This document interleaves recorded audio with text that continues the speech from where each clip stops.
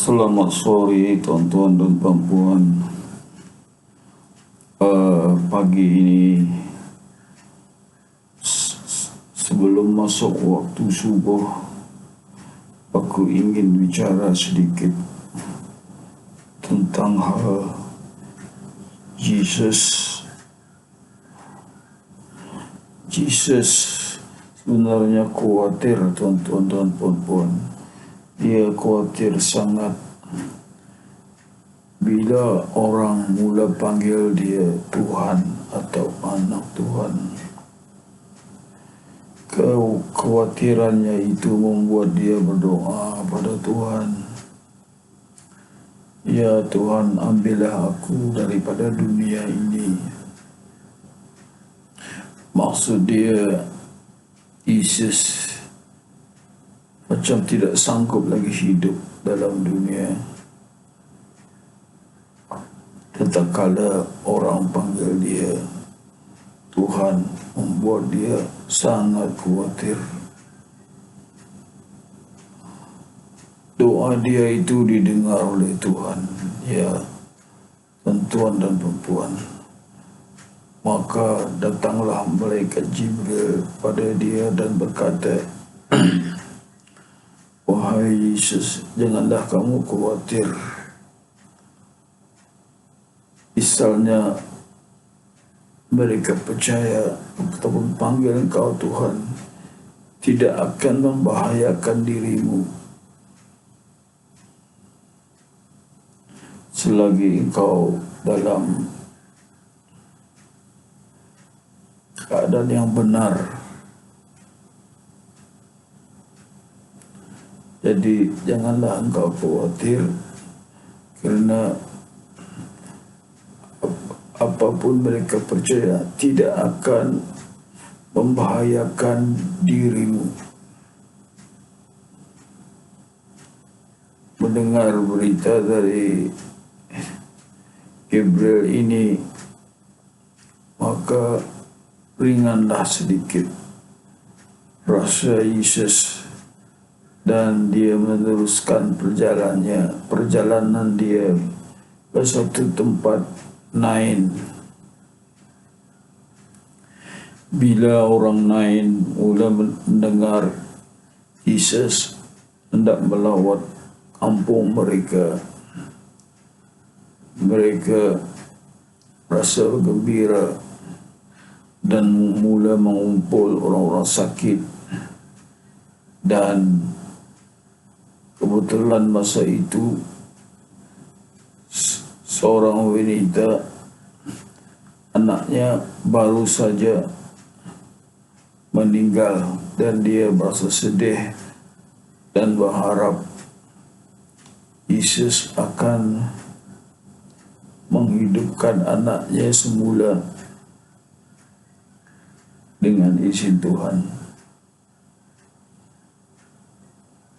Maka datanglah Yesus ke tempat itu dan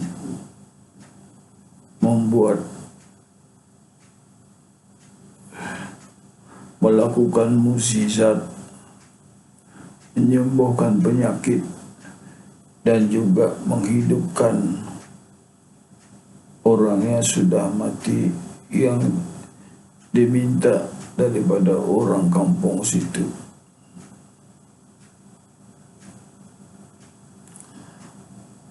Orang yang hidup semula itu, ini budak,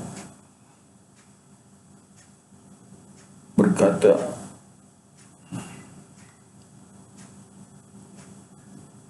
dia hidup semula dengan izin Allah, dengan kedatangannya seorang Rasul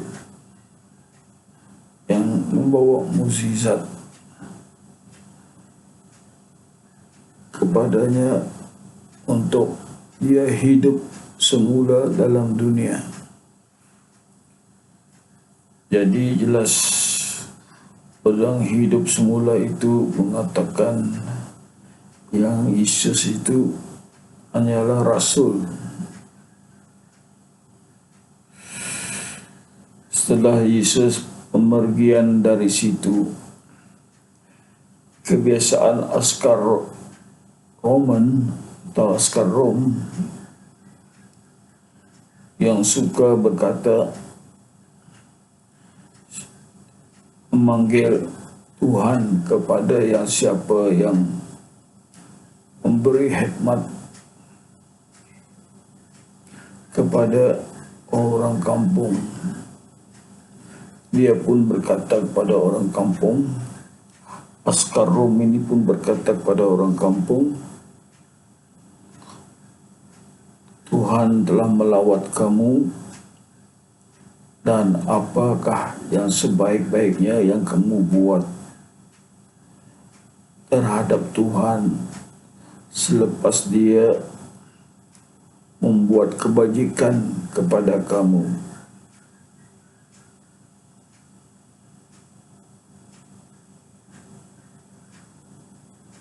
Seorang daripada orang kampung berkata,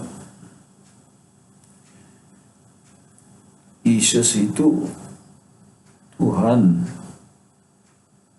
Maka tekala itu syaitan pun mula menggoda orang kampung dengan bisikan, Yesus itu Tuhan.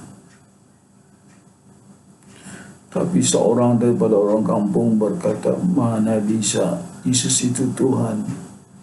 Tuhan tidak boleh dilihat seperti mana Nabi Musa tidak dapat melihat Tuhan. Tuhan tidak dapat dilihat. Yesus itu anak Tuhan. Dia kata Tuhan tidak dapat dilihat, tapi anak Tuhan dapat dilihat. Itulah orang kampung.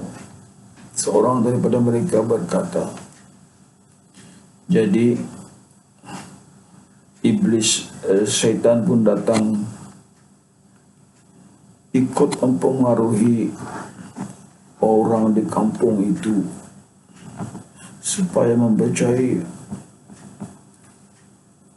Yesus itu anak Tuhan seperti yang dikatakan oleh orang itu. Tetapi ada lagi orang kampung berkata, Tuhan tidak punya anak, Tuhan tidak beranak dan tidak diperanakan.